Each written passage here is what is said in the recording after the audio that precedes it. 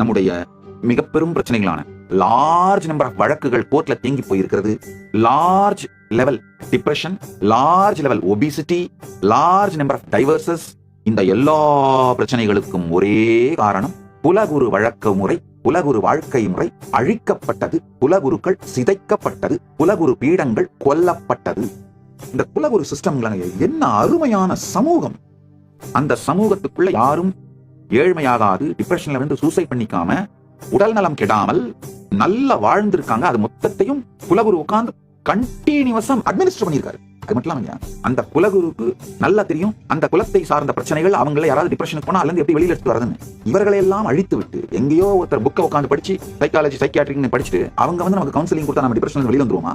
அவங்களுக்கும் உங்களுக்கும் பழக்கம் ஏற்பட்டு புரிஞ்சுக்கிட்டு அந்த பிரச்சனையோட ஆழத்தை தெரிஞ்சுக்கிறதுக்கு 2 வருஷம் ஆகும் அந்த டாக்டர். அதுக்குள்ள உங்களுக்கு வேற ஏதாவது ஒரு பிரச்சனை வந்து இந்த பிரச்சனை மறந்து போயிடும். நம்முடைய வாழ்க்கை முறையை இல்லெஜிட்டிமேட் ஆக்கி நம்மள சர்டிஃபையிங் அத்தாரிட்டியிலிருந்து எடுத்து நமக்கு சர்டிபிகேஷன் அத்தாரிட்டியை நம்மள்ட்ட இருந்து புடுங்கி அவனுங்களுடைய லா, அவனுங்களுடைய சோசியல் செட்டப், அவனுங்களுடைய எஜுகேஷன், அவனுங்களுக்கு அத்தனையும் புகுத்தி நம்மை சின்னாபின்னமாக்கினார். திரும்பவும் அந்த சிஸ்டம் மலர்ந்து விடாத அளவிற்கு அடித்தளத்தையே நாசமாக்கினார்.